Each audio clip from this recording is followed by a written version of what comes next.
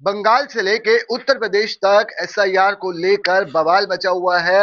उत्तर प्रदेश में एसआईआर को लेकर क्या स्थिति है, हमारे साथ बात करने के लिए समाजवादी पार्टी के राष्ट्रीय प्रवक्ता विनय कुमार बिंदु जी मौजूद है। सर, किस तरीके से समाजवादी पार्टी एसआईआर में वोटरों के बीच जा रही है और उनको जानकारी दे रही है?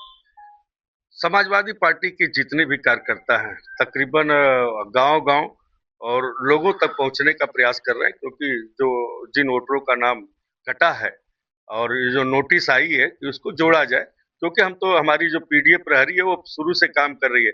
लेकिन भारतीय जनता पार्टी की धूर्तता अभी खत्म नहीं हुई है।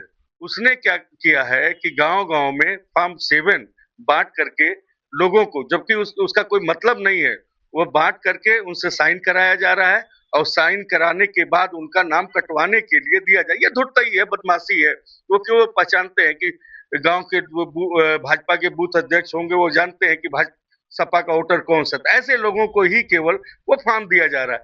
ये जितनी भी धूर्तता हो सकती है पैमाने के लिए, क्योंकि डरी हुई सरकार है, उसको डर है, उसे पता है कि अब वो आने वाली नहीं है, तो जितनी भी बेईमानी, जितनी भी धूर्तता है, वो पूरी कोशिश कर रहे हैं कि इस नाम को काटा जाए और बेईमानी से ही चुनाव आज तक जीतते रहे। वो चाहते हैं कि हम बेईमानी से चुनाव जीते, लेकिन हम सक्रिय हैं और हम प्रयास में हैं। हमारे राष्ट्रीय अध्यक्ष जी बराबर इस पर बोल भी रहे हैं और हम लोग लगे हुए हैं। जी, मैं वही कह रहा था। अखिलेश यादव राष्ट्रीय अध्यक्ष समाजवादी पार्टी के लगातार एसआईआर को लेकर एक्टिव हैं। क्या उनके द्वारा पार्टी के पदाधिकारियों को कोई स्पेशल इंस्ट्रक्शन दिए जा रहे हैं? बिल्कुल है। सारे कार्यकर्ता, समाजवादी पार्टी के जितने भी कार्यकर्ता हैं, सबको कहा गया है अपने क्षेत्र में रहिए और एक भी मतदाता ऐसा नहीं हो जिसका नाम कटने पाए। आप पूरा प्रयास करके उनका नाम जुड़वाने तरह की कोई धांधली आपके कार्यकर्ताओं के सामने सामने है? बिल्कुल आ रही है।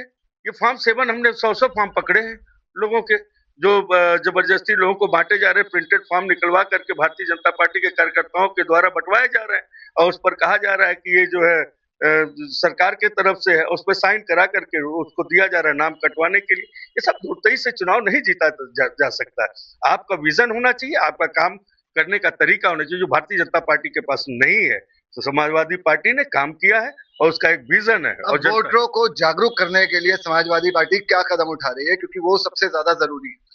अभी तो हम एसआईआर से ही लड़ रहे हैं। पहले तो सबके नाम जुड़ जाएं, सब मतदाता सूची में आ जाएं, उसके बाद हमें वोटरों के पास जाना है, क्योंकि भारतीय जनता पार्टी ने पीडीए के साथ जो नाइंसाफी की है उसकी लड़ाई वो जाकर के पीडीए को बताया जा रहा है कि पिछड़ा, दलित, अल्पसंख्यक के अधिकारों का किस तरह से भारतीय जनता पार्टी ने हनन किया। 69,000 शिक्षक भर्ती आज तक कंप्लीट नहीं हुई है।